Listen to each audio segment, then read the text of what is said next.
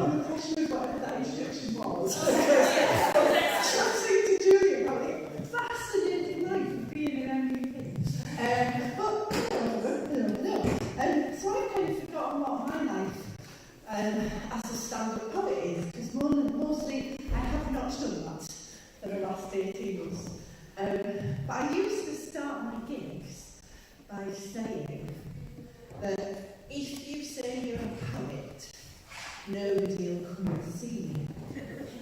Whereas, if you say you're a stand-up poet, still no one will come and see you. But at least you get Arts Council funding.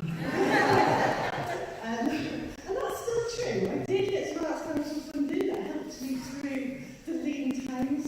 And a bit of HMRC funding as well. Well, that's good. So anyway, I suppose we didn't ask what my self-employment status was.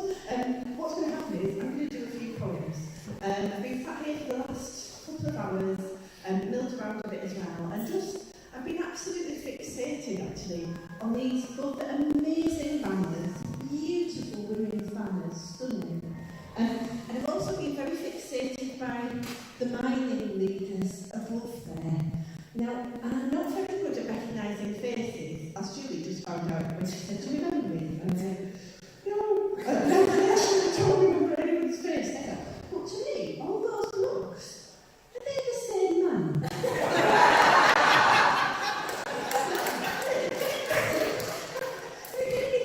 If any of you ever watch MasterChef, and they'll sometimes do like a celery, but it'll be 12 textures of celery, or 12 things to do with celery, and that's like 12 things to do with a man.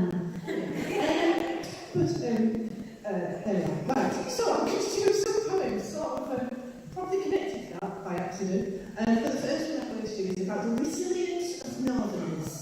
And I think we've proven our resilience in the last 18 months. I'll extend that to any of you who are maybe just visiting, or just working in, or just popped in. I'm going to take it a lot of us in this room are one way or another who would identify as Northern people. And I always thought that in the event of the apocalypse, we would do really well because we don't make too much of a fuss about things. So this is about that. It's called Our Ends in the North. On the first day the world ended, I said, "Least said, soonest mended. Sometimes these things are sent to trials." Though in this case they'd been sent to trials. On the second day, though I was on the bus and there was a bang and a chorus of I've missed the line. On the second day, I was on the bus when all the lights went out, and there was a chorus of "Grimsby hasn't looked this good since the Germans redecorated." Us Northerners are tough like that, nobody else compares. On the third day, the Tyne Bridge fell into a crack in the space-time continuum. I said, "I'll go to the foot of our stairs," but when I got home, they weren't there. On the fourth day, Cleckheaton exploded. I said, "Worst things happen at sea," and popped on a Bear Grylls DVD. On the fifth day, the government said that actually, in London, all the restaurants were still full. And maybe we weren't trying hard enough. In Newcastle, Durham and Hull, we should get more bikes. And there not being any bikes left, all roads was just an excuse. On the sixth day, the streets were full of folk moaning. Not zombies, just people complaining about the price of one slice of kettle. Grace was selling ham and Armageddon pasties. And they didn't have to charge tax because the surface radiation kept them warm ambient temperature. On the seventh day, there were no planes in the sky. We had street parties. Best China was brought out. Hunting unfurled. Armageddon, we said. What's the problem? It's not the end of the world.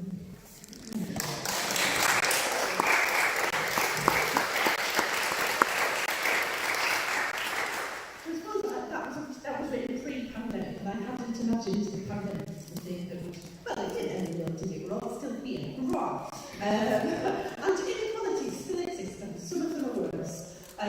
This poem is called The Maps, and it's aiming for a bit of equality in numbers of women and men. Okay.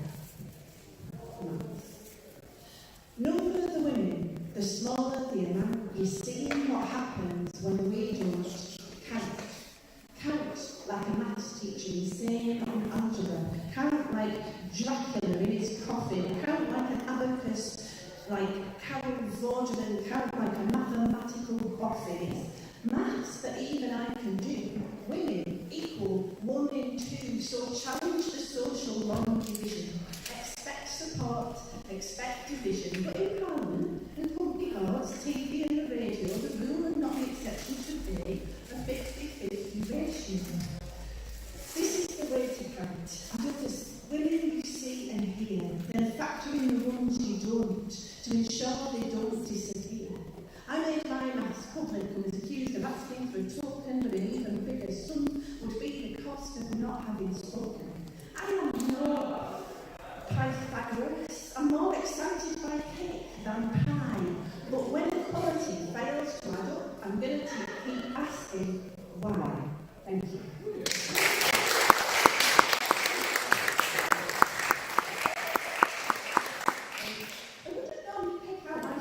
Audience member, it's not very nice to the rest of you, but my favourite audience member is the lady who's been sat next to a giant panda all the time. And there's a few people who went and got an ice cream from the Paul ice cream factory. I wanted you to also give one to the giant panda, but it was all good. Thank you. All audience members are available. Excellent. But I mean, it is actually, it is quite a feat. I'm aware, I don't know about any of you, but for me, it's still requiring a bit of courage to get into a room with lots of other people at the moment. Just a little bit of it's lovely, we're together, there's that energy, our hearts are beating as one at last, but also, viruses. But it feels important, doesn't it, to be in that same space, that solidarity goes bottomless. So, we miss, and we are together, and we speak, and we laugh, and it's all good. I'm going to do, actually, a bit randomly, a poem that I wrote when I was poet in residence at the Glastonbury Festival a few years ago.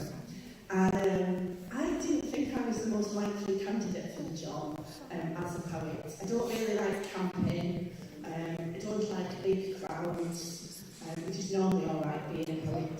I hadn't ever been to Glastonbury before. I like little festivals and afternoons like this actually that are quite small and friendly. But anyway, so I did these, I was asked to do 2 poems a day for 5 days at the festival. And I ended up getting interviewed on the Today programme, which was very surreal. John Humphreys had stayed over the night at the Glastonbury Festival, and he said to me, I was sat next to him in the radio car, and it was the Wednesday, it was the Saturday, and I hadn't had a shower since I got there on the Wednesday, because I didn't want to share the shower box. So he probably just remembers me as that smelly northern poet. Anyway, he'd been there all day, and I thought he'd be a bit cynical about it, but he went, there's just a special atmosphere, isn't there? It just feels really powerful here. And I was like, if someone spit drugs and and then he said that, because the Rolling Stones were the headliners that year, he said he'd heard that Mick Jagger was going to be coming later on and staying in a yogurt.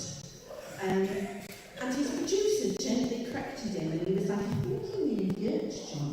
He was like, oh yes, yurt. So then I knew I had to write about Mick Jagger's yurt, and secretly this reminds me of a poem about inequality, maybe. You can watch Glasgow on the plasma telly, there's steaming showers if things get smelly, and not a single speck of dirt in Mick Jagger's yurt. There's a chef, a pool, a helipad, a jester on hand if he gets sad, and supermodels trying to flirt in Mick Jagger's yurt. A jumper's woven from his personal sheet, a string quartet lulls him to sleep. The security guards are never curt in Mick Jagger's yurt. There's a diamond-studded ceiling, a dodo feather quilt, a secret tunnel to Martinique has been especially built. Noble gases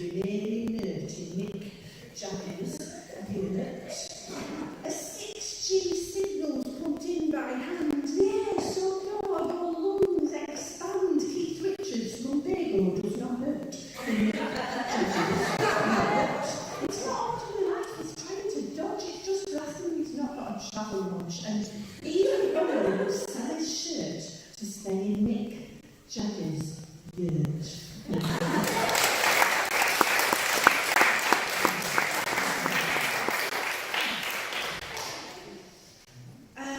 Female Bodyguard is a poem that I often did in the before times. I think it's still in my head. It feels very appropriate for the beautiful banners, the idea of female solidarity. I need a female bodyguard, mainly to guard my body against me and all those voices saying it's not as good as it could be. She put a hand over my mouth when I got into competitive self-deprecation. I looked like I got dressed in the dark. Well, I looked like an uglier female version of Kenneth Clark. Well, I looked like I got dressed in the remains of Janis Joplin's exhumed clothes that looked worse than the cheapest thing ever from Primark. It's slightly wrinkled that line, but I still made it make sense. I think I made it really politically Primark. She put her hand in her mouth and a bit of she blacked out the pages of Heat magazine where they slag off fur cottons having a spot on the chin. Put my copy says, does my bum look big in this, or am I just a Live magazine into the bin? She'd stop me being so self-deprecating, watching Love Island contestants mating, looking in the mirror and my self-esteem shrinking. She may even stop me binge thinking. Ignore the critics, guard your mental health. Be a bodyguard for each other and yourself. Thank you.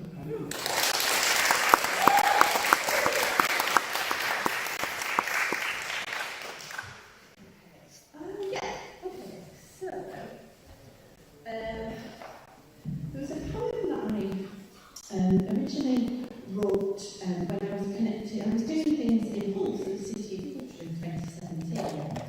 And the Women of the World organisation had a kind of think-in session where they got lots of women from all sorts of community groups in the city together to talk about what they wanted in their future.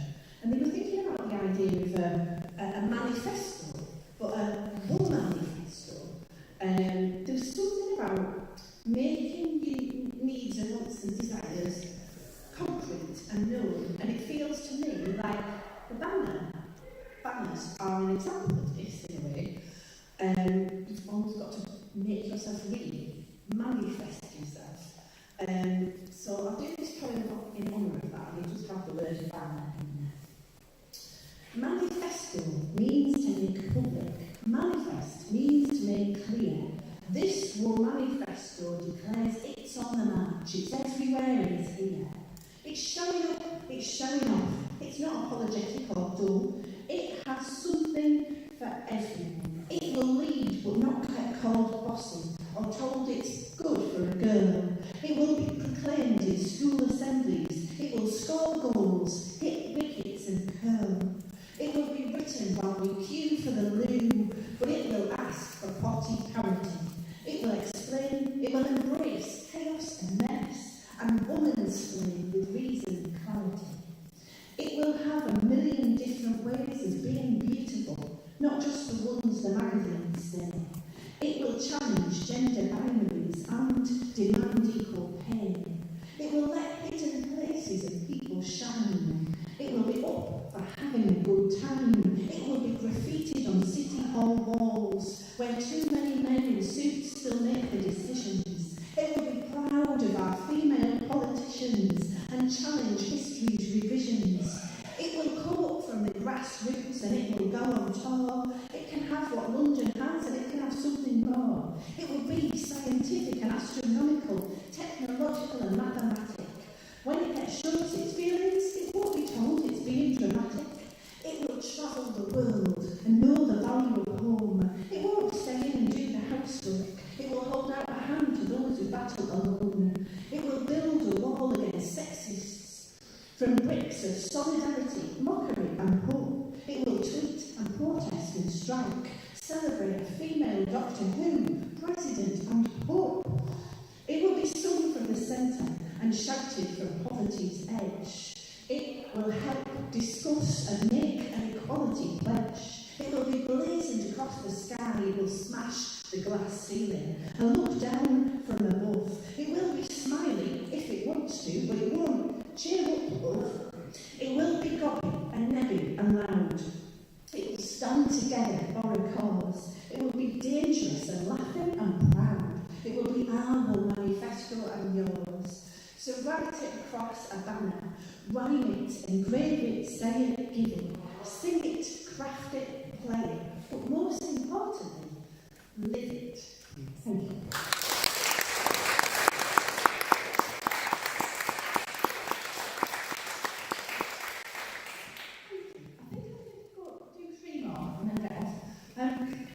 But also, I'm actually going to do a couple of very, very short things I don't normally do, to see if they're still in my head. Quick tribute to Morrissey. There is a light that never goes out. There is a light that never goes out. There is a light that never goes out. In my fridge. Who could I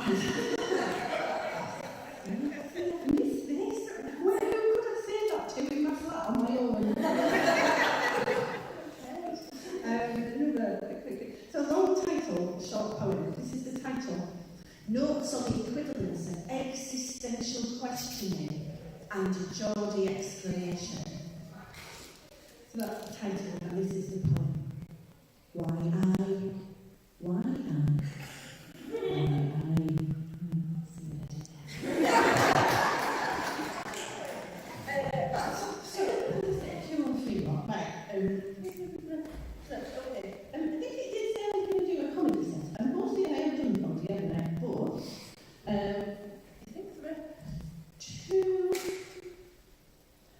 So two of these next poems are just bullying bits, and what I think one is small.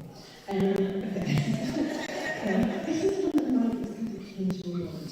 Heather was talking to me earlier about this people her nana is on? Mum. Skipped a generation then. Anyway, Nana waved her off at the end of the pier at Roker in Sunderland with one of her headscarves. It's very cool.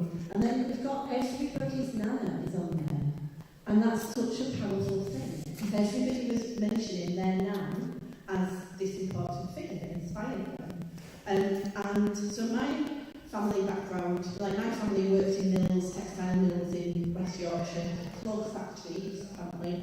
And so this poem came to me about spinning a yarn or holding a thread. But it's self-explanatory, but I suppose it's also about everybody's nan.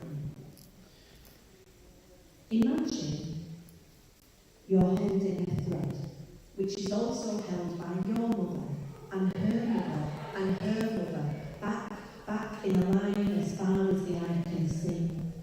Double, treble, quadruple, twisted times. Maybe you're in a field, somehow it's not chaos. Your nan's not got distracted by the Yorkshire Terrier. Your mum's not said anything mean about your hair yet. Every alternate woman in my line would get on better with each other than with the woman stood next to her. Anyway, you're holding the end, the thread's vibrating, but it's just this frozen moment, as if you're waiting for someone to come along and click the lens shutter, so you can go back to people who suit you better, your partner, your friends. So this is sort of an obligation, sort of a privilege, this moment. But at the minute, you're in a chain of women you'll mostly never name, stretching back to the horizon's edge. And you're all worried it will rain, but you're hearing fragments of chatter. That aunt who started a driving school. That grandma who might have been one of the town's first councillors. That woman who trekked out of the city centre during the Blitz just to get a decent night's sleep.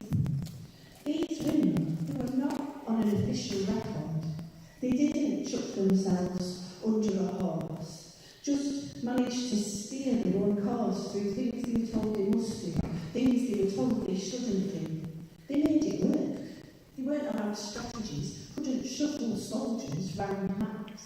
They just had tactics, everyday resistances and choices, but were more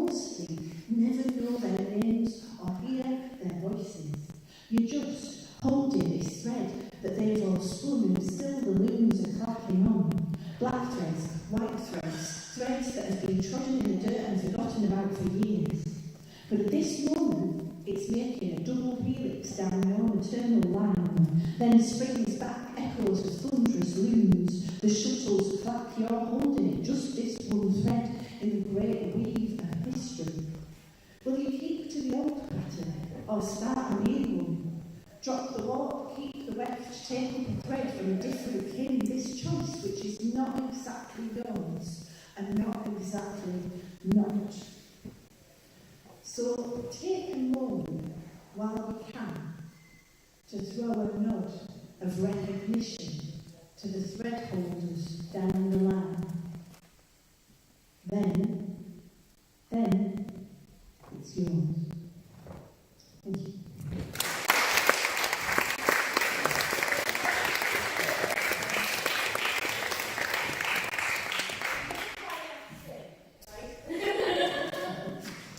Whoa, did somebody cry? Yes. Wait, wasn't it cry? I forgot. I couldn't do that on my own if I did. But it feels like it very much connects to what you were saying, Laura, and what you're doing, really, it feels to me. Okay, I brought some poems during the last 18 months. They were not the poems I thought I was going to write at all. Breathing, of course, became this massive thing. Now, lots of important men in my life, including my father, died of, he died of emphysema. He was in 2 years, I think, when he was growing up.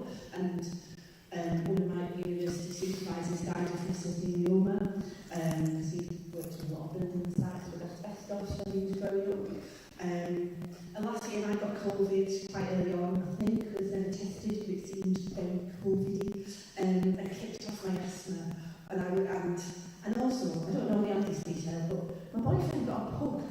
Little dogs that are notorious for really bad respiratory failures. Oh my God, all I'm thinking about is the difficulty that people have breathing, and the historical difficulty of breathing, and Black Lives Matter, and breathe. And now he's gone and got a pug who can't breathe. She's lovely though, I love her. Anyway, she's not in this poem. Lots of those other elements are though. It's called Breathe. 1, 2, 3. Be mindful, they say. If your epithelial cells are under attack, just breathe. You can be whoever you want to be, they say. Despite the death of industry, expel the coal and metal dust from your lungs and just breathe. We are all equal, we are all free, they say. Even with a knee on your neck, just breathe. The sea and the trees unclogged in this path, opened to the sky and just breathe. Breathe. Breathe.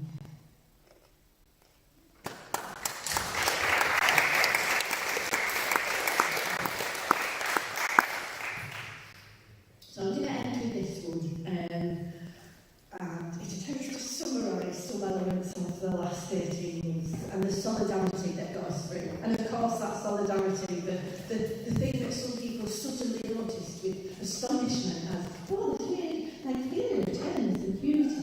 There's socialism!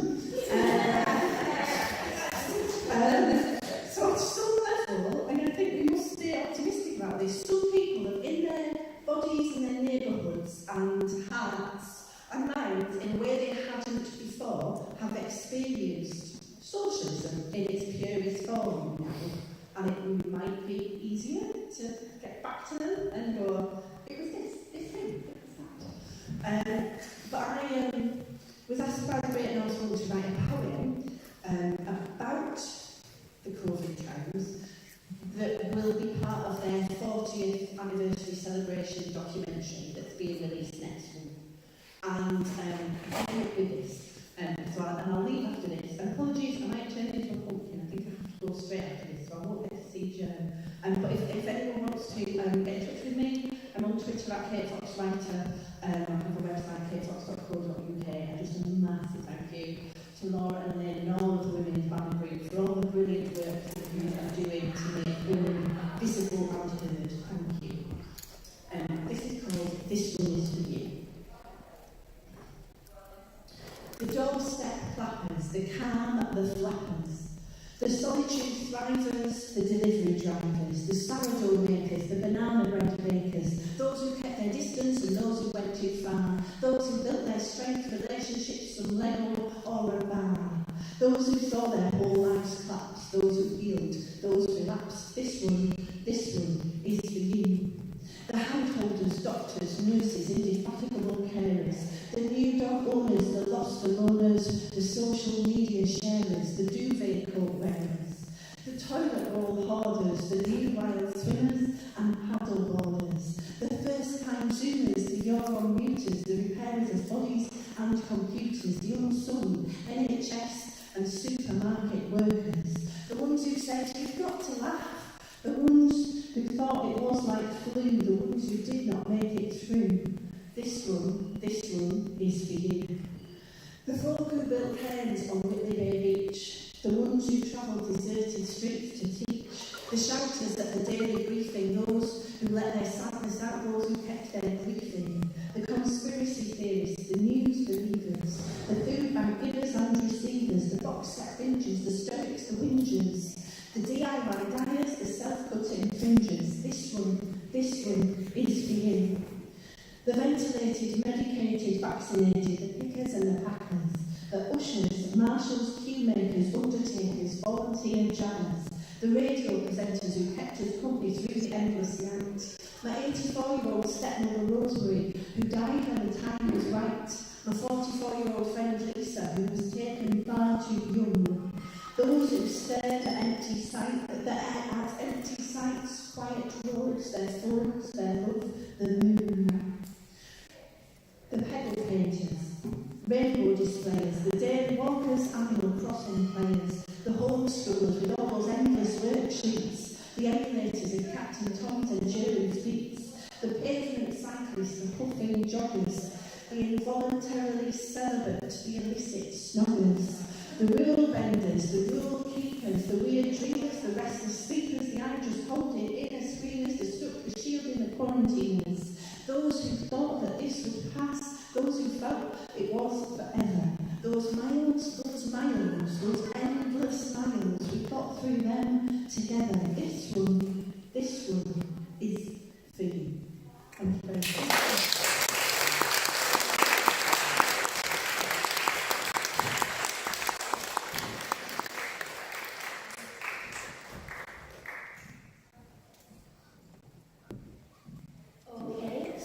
The best thing about this room, apart from its history, is that it's got like doors there and doors there. So if you need to sneak out to get a drink from the fantastic vendors that have come today, you can do so without interrupting anyone. Our next act is the fantastic Joe solo. I will not talk for very long because I will embarrass myself. I think there was a time before COVID where Joe was in the North East sort of 3 times in 3 weeks, and I was at everyone at the front singing all these songs in the wrong key. So I don't want one in front, please, so I won't talk for too long. Just to quickly say, anybody who hasn't looked up our banner, please do Google Women's Banner Group. Every single person on that banner has a story, has a meaning, has a history, which is very important in terms of female representation. You may see pictures of women in this country, and if you see a picture of a woman in this country, it is most likely that you're looking at a picture of the Queen. Following that, you are looking at an abstract representation of hope or justice or a nurse. It doesn't no good to anybody's emancipation to just be those abstract things. These are real people who do real things. Okay, but here's another real person who is going to do real things in front of us and not just on Zoom. So thank you very much.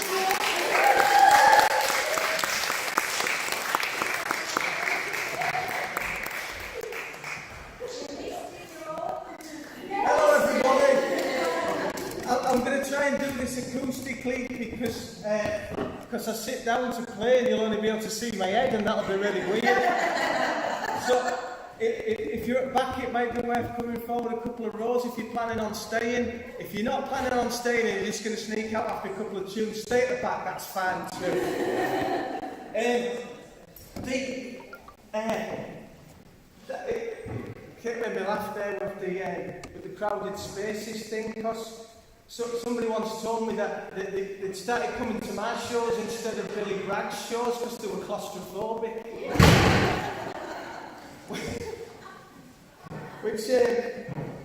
Which at the time I didn't twig as an insult. Right.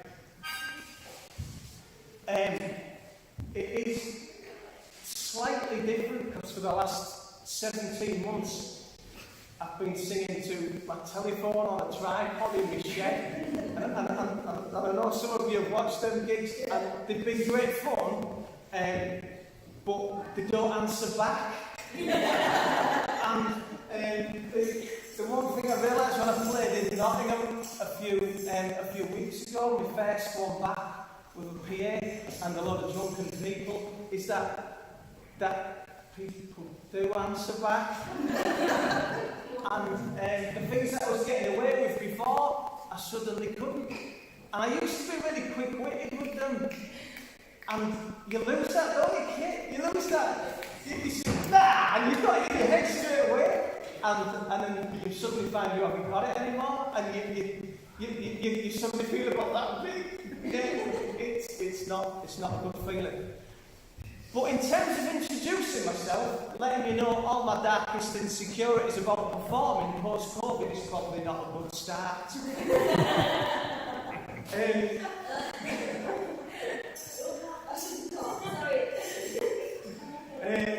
I'm strapping myself in here, I know you can't see.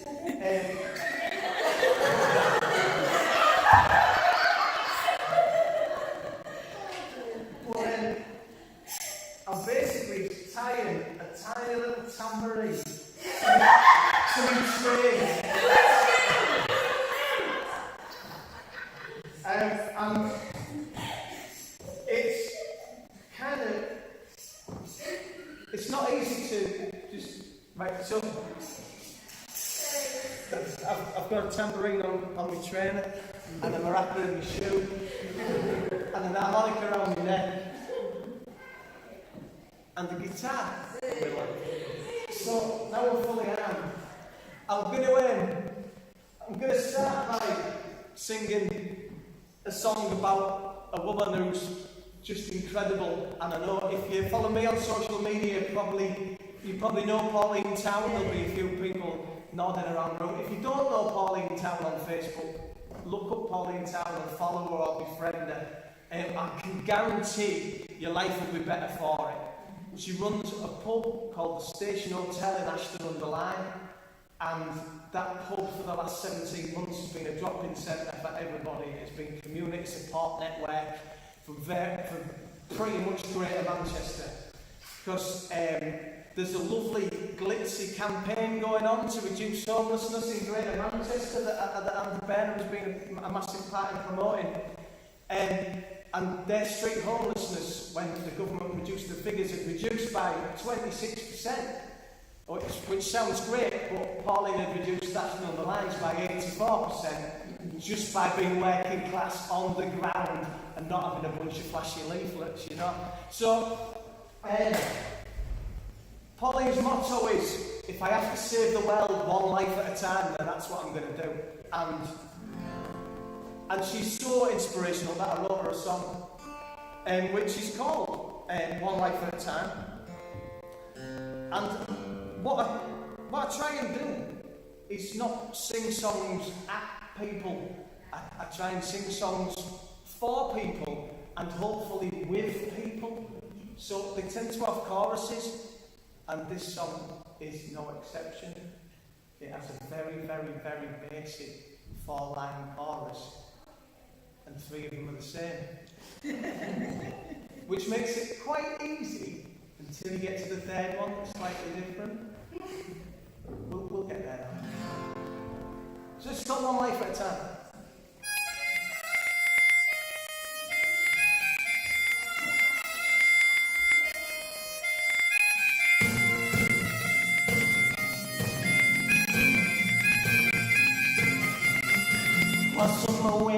wanna spark the fire up their heart.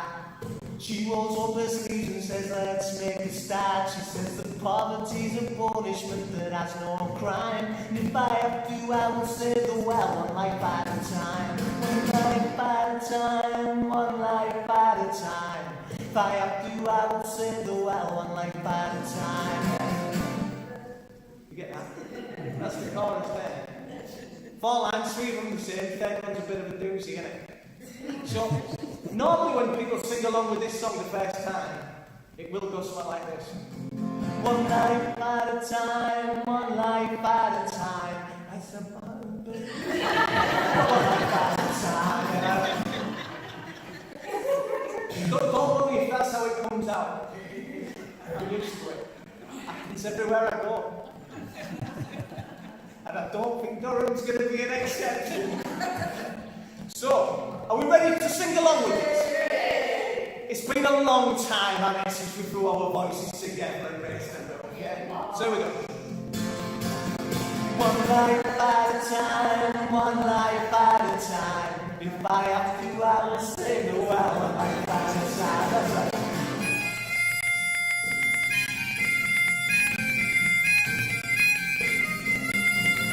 Said a lot of good people gonna die out there, and all the feed greeders that will never care. And here down it, I might well look like it's a mountain to climb, but if I have to, I will save the well, one life at a time. One life at a time, one life at a time. If I have to, I will save the well, one life at a time. One life at a time, one life at a time. If I have to, I will save the well.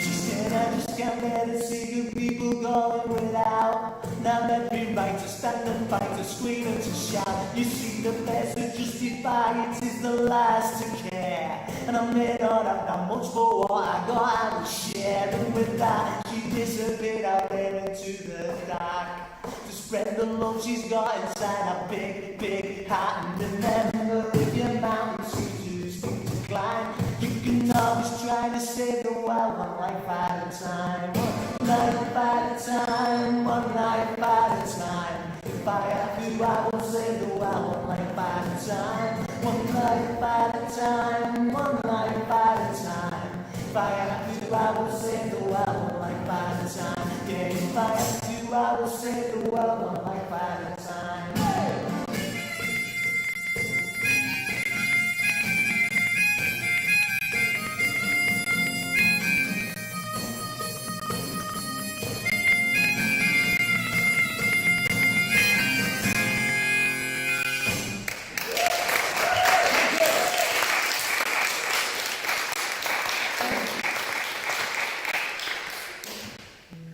I play this kind of trick on myself, because when I rehearse in my shed, I use all my broken harmonicas, because I don't want, because they're expensive and you blow them out and they don't work anymore. So I've got this row of broken harmonicas with all these flat notes in them, and they really do sound like strangled cats, right? So the trick that I play on myself is that when I play live and I use new harmonicas, I sound this! And so it just makes me feel a little bit better. Right, this is a song for mining communities everywhere, but it's especially for John Dunn and everybody involved in the All Grief Truth and Justice campaign, because it concerns the events that happened outside All Grief Coking Plant on the 18th of June 1984, and it's called Summer Fields and Riot Shields. Summer fields and riot shields on 18684. Horseback truncheon wielding madman knocked me to the floor. And too much on me, all I need to know about the law. Summer fields and riot shields on 18684. TV crews make up the news and elected to Brooklyn, striking miners, violent folks declare the national share.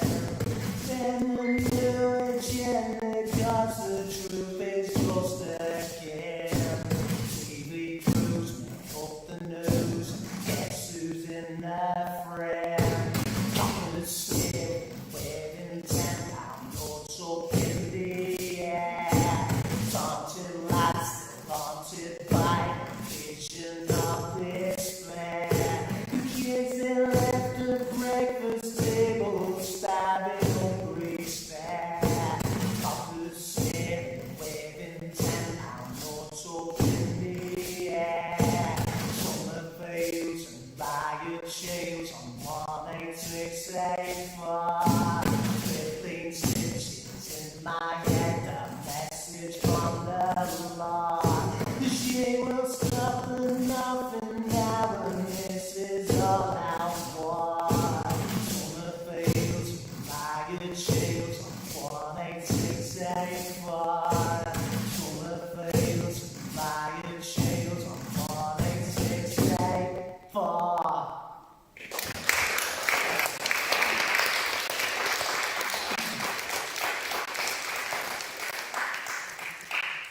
Okay, hey, how long do you want me to sing for, man? You can sing all night.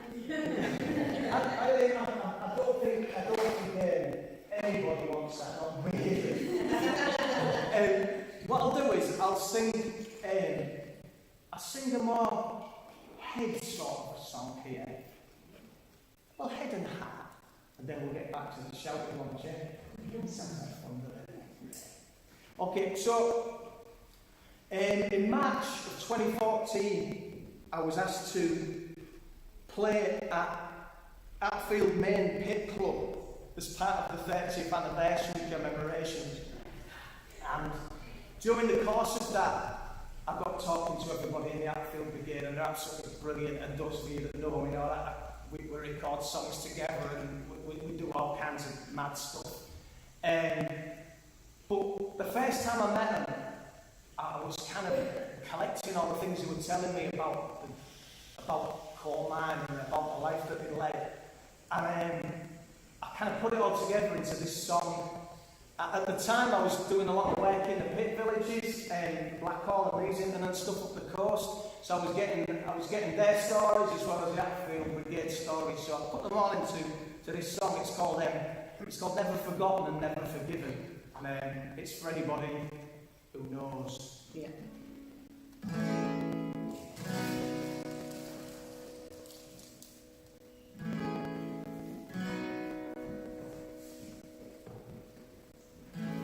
At the age of 15, I walked out of the schoolyard and in through the colliery gates. And I followed my dad and his dad before him. A minor like calling me mates. It was just what you did if you come from this town, son. Sort of bend in your soul. Some men are born who have money and power, but me, I was born a mine and coal. Never forgotten and never forgiven. The skies from one day and I'm faded with time. Never forgotten and never forgiven. The memories run deep past the mind. Don't get me wrong, the grafting was our song. It went for the fades apart. And every morning that kids give a lecture, it sucks you down into the dark. Everyone there knows what everyone's thinking.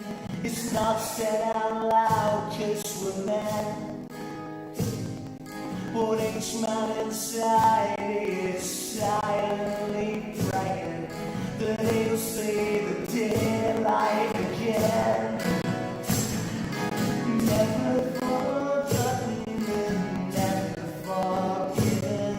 The skies from one day and I'm faded with time. Never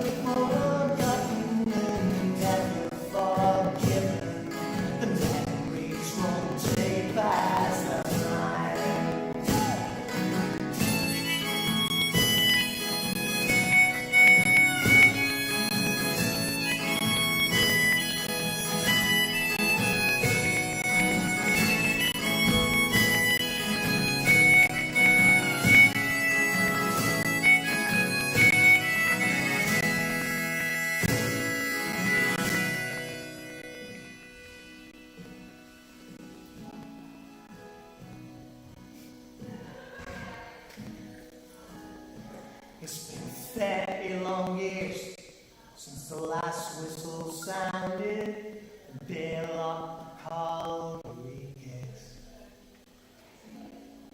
They shut down this town when the big wheels stopped turning and abandoned us all to our fate. Now the kids grow up now, there's nothing for them here. It's the army of life on the door. But they know you never trust Tories or coppers, 'cause they're outside as black as the coal.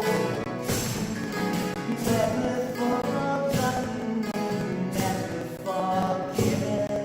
The skies from one day and faded with time. Never forgotten, never forgiven. The memories won't take last of mine. The memories won't take last of mine.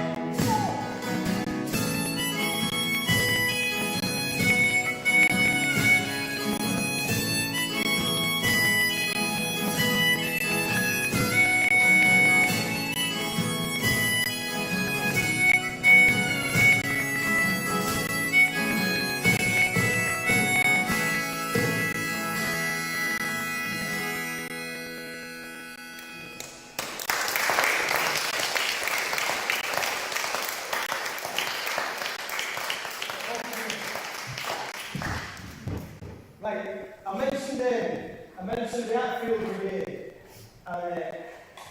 For like 3-4 Christmases in a row, we kind of got together and I stuck a mic in front of them and I recorded them singing along to one of my songs, and we stuck it out as a single and we raised money for the local food bank at Christmas, and it was always great fun, even if it was a bit like herding cats.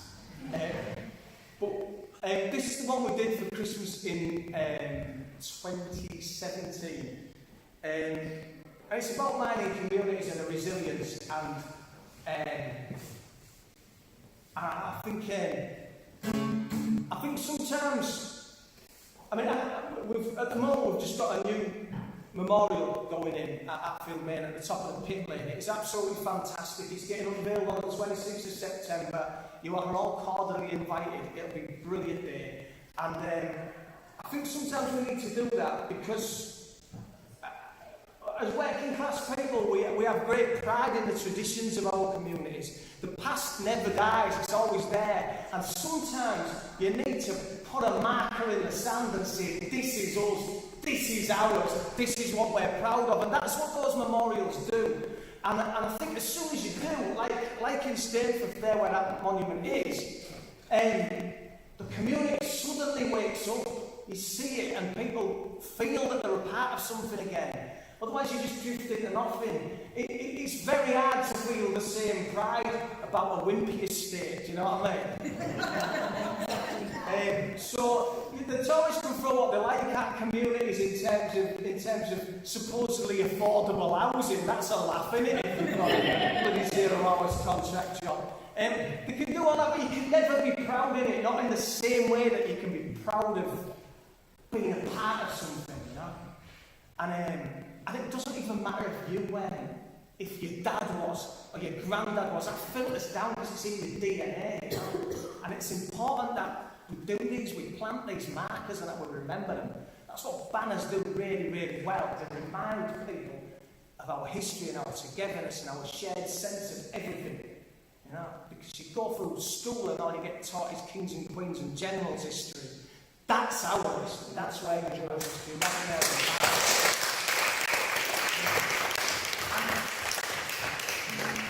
And so that's what I like these songs for, you know, because not because it's a cheap trick to get people to sing along because my ego likes the noise.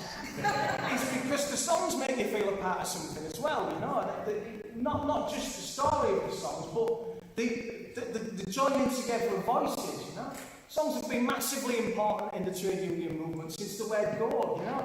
When the Wobblies were co-opting songs, when Joe Hill and Ralph Chaplin and people were around writing these songs, they were co-opting like church songs and putting political lyrics to them. We'll come to that in a minute, right? But by the time it got to the miners' strike, it was terrorist songs, you know? If you was there on them picket lines, and I wasn't, but I know this, what was the song? Here we go, here we go. You know what I mean? It's co-opted from a football chant, but music's important. It makes you feel something, it makes you feel a part of something. And so that's what these are. They're not just cheap shots at getting you to sing choruses. So this is a song about mining communities called They Could Not Break This Town. Your sing-alongy bit is in the verses, not the choruses. Right? So this is how it goes.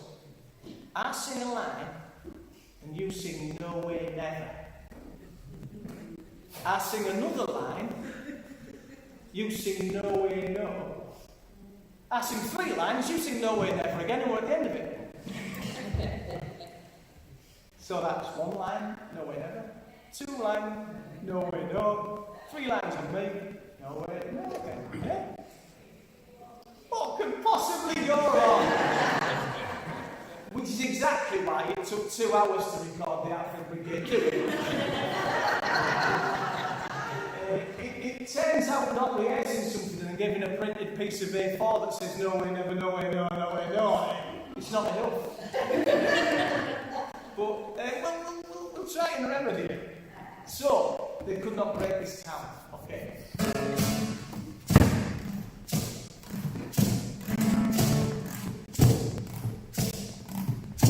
This is our street town. No way, never. This is our street town. No way, no. This is our street town. But they don't know my inside. This is our street town. No way, no. Easy. Apart from that little bit of never going to skip yet. So then, we've got another verse. You're feeling a bit more confident now. I'll try not to put you dead on the spot. I won't single anybody out who gets it wrong or anything like that. Much. So, They say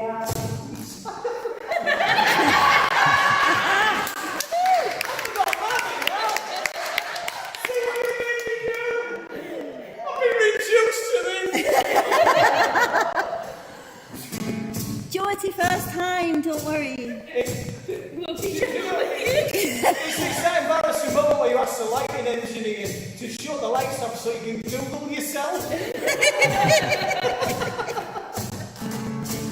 I know it.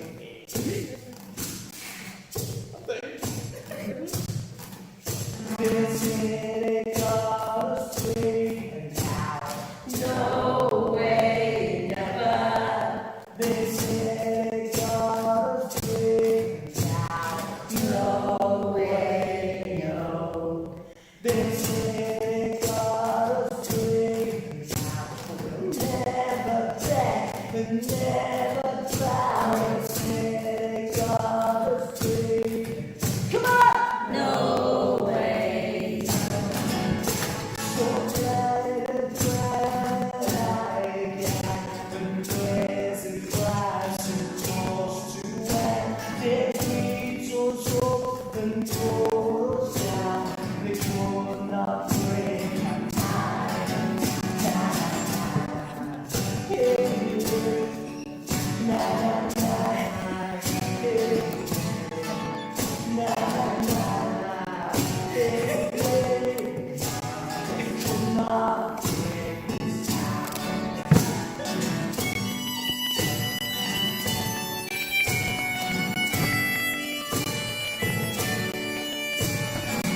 Okay.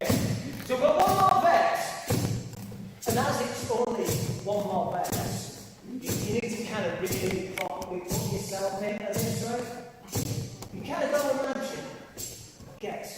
want to do this spectacle, that you're standing across a line of riot police, right? Albeit in the nice riot here thing with the truncheons. And they're trying to make themselves look big and scary. Obviously, they are big and scary. But they can be bigger and scarier with the right amount of input. So, in order to create the right amount of input, what you need to do is lean on a voice that's inside each and every one of you that doesn't always come to the fore. You see, a human being has two voices. The first one is to come by eyes. That is the one that you've been using that goes, no, not spectacularly scary if you're a riot policeman. The second voice, that's not the come by eye voice, that's the punk rock voice. Now, some of you might not think you've got a punk rock voice, you might think it's one of those youth things, right? Everybody has got a punk rock voice.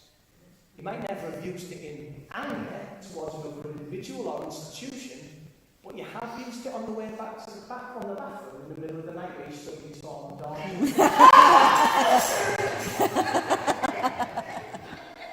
That's your punk rock. It comes from the pit of your stomach and it rises up through your chest and it engages your heart, your soul, your spirit, your intellect, en route to your mouth, where it comes out as one defiant roar that says, in the words of Woody Guthrie, I ain't gonna be treated this way!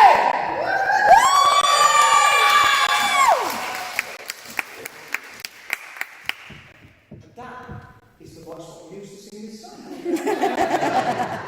Do we think we can do that? Yeah! Do we think we can do that? Yeah! God for that!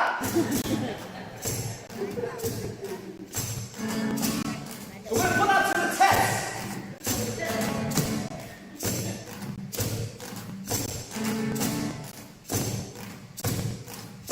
They say our wounds will heal with time. No!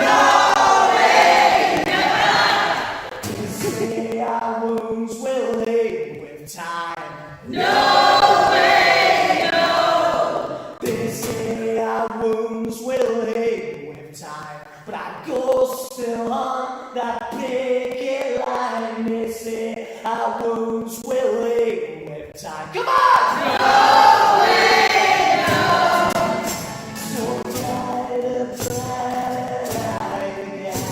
And where's the glass and toast to where? Maybe total control us down. The door not break our minds. Na na na, hey, na na na, hey, hey. I could not break this town. No, I could not break this town.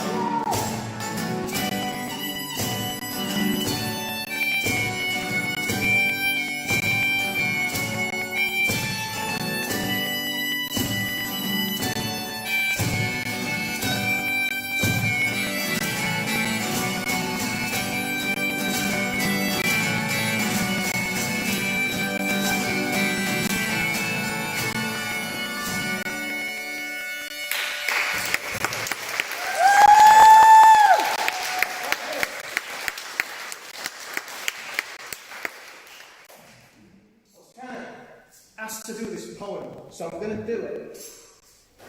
In order to do it, I maybe need to project. So apologies to Paul because I'm knacking his camera. Fine. I wrote this poem for the With Banners Held High festival down in Wakefield,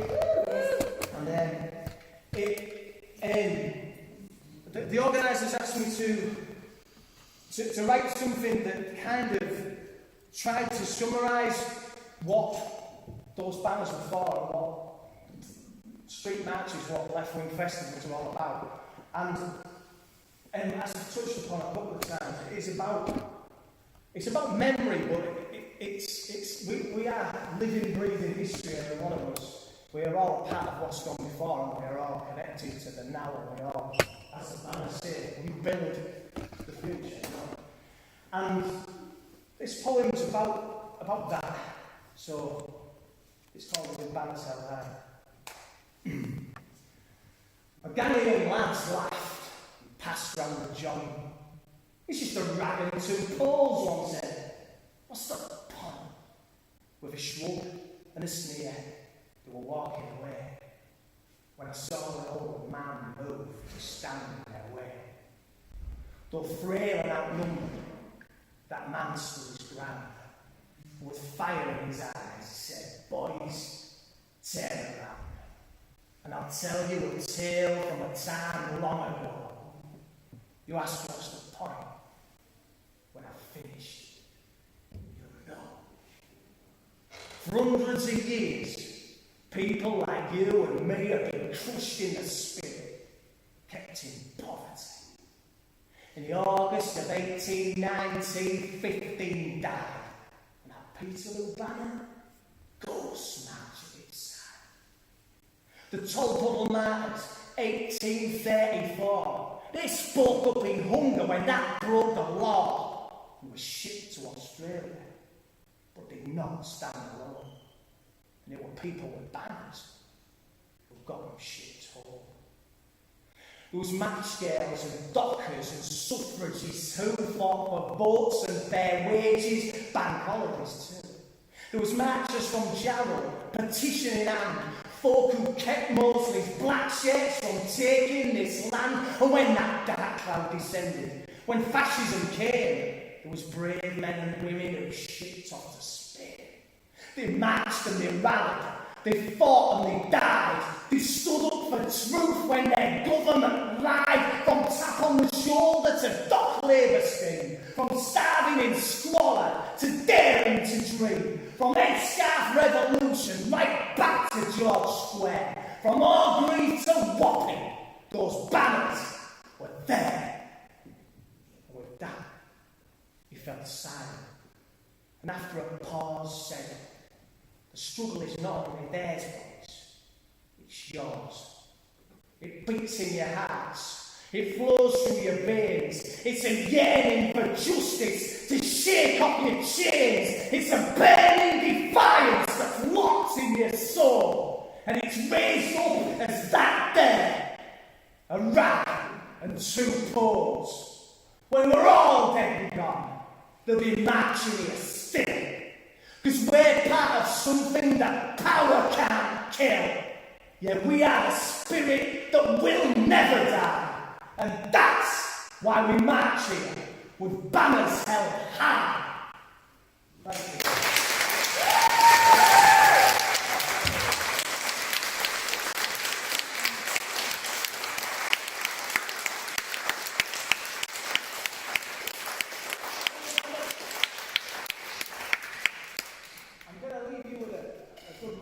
Sing-along. I mentioned it before about how the connection between music and the workers' struggle was forged very early on, because they realised that they could get messages across very easily. When you couldn't really hand out pamphlets if workers couldn't read that well, and you couldn't explain deep concepts so well in speeches, because lots of people don't have the attention span, but with songs, you could get quite complicated ideas away quite easily because there's an emotional connection there, that the music resonates in ways that your words don't. And so what they originally did to make it easier for them to spread from place to place was they used short tune melodies and the melodies of hymns, because at the time most people was churchgoers, and so a lot of these melodies were just instinctive to people. So all they needed to do was learn words, and if you made the words simple enough, then that song could be passed from field to field, from factory floor to factory floor, with great ease, without the use of all the professional press trickery that they have these days. And this song was one of those. The lyric was written by Ralph Chaplin. It appeared in the Little Red Songbook of, I believe, 1950. 15, 16, somebody else. It's a song called Solidarity Forever. And I've adapted it a little bit for modern times, but not so much that you notice. And really, if you don't know the words to the chorus of this, I don't know what you're doing, sorry. So, we're going to finish with this, hopefully with a nice rousing finish, right? Laura, thank you very much for asking me today. Oh my God, thank you so much for coming. That part is absolutely amazing. I've been in awe of the photographs of it. But you won't ever see this side, the one with you on. Yeah.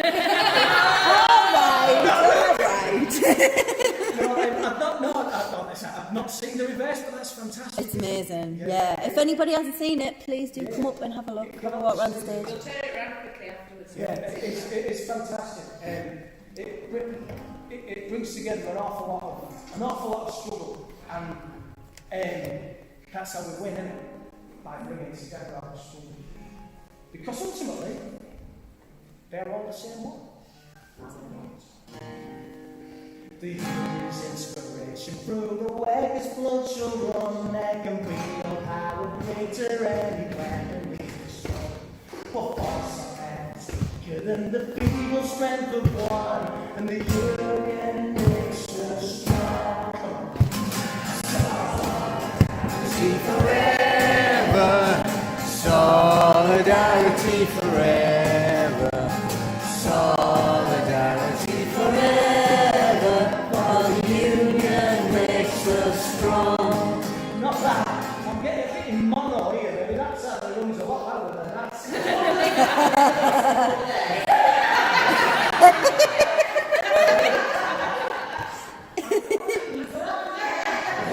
He's saving himself for the last one. You still got two more.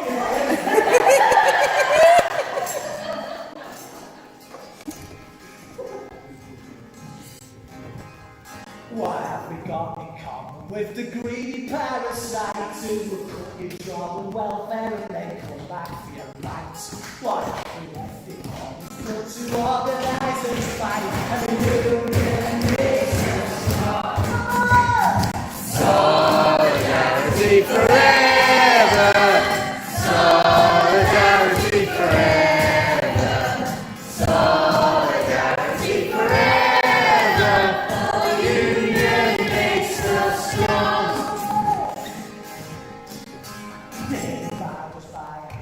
They divide us by our tone, they divide us men and women, they divide us all. But it can't run out before us if the end is chorus song. The union makes us strong.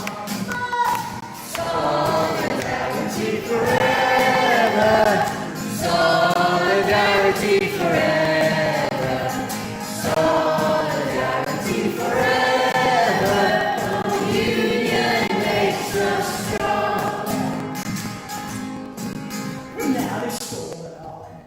That they never way to win. Ran off with it, never give us nothing in return. We could stop it all tomorrow if we'd only ever learn. The union makes us strong. Solidarity forever, solidarity forever, solidarity forever. The union makes us strong. In our hands is placed the power greater than the hardy gold, greater than the might of armies multiplied 1,000-fold. We could bring it to bear from the ashes of the old. The union makes us strong. Solidarity forever, solidarity forever, solidarity forever. The union makes us strong. Solidarity forever, solidarity forever, solidarity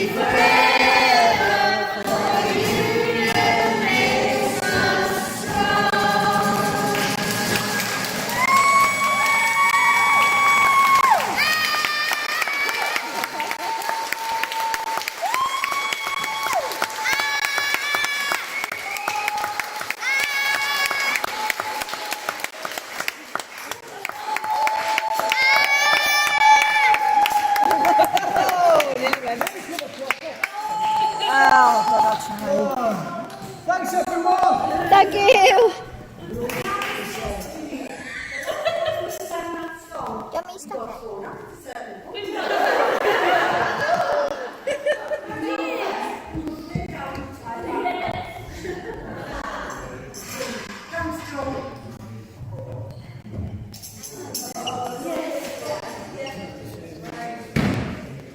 Yay! That's amazing.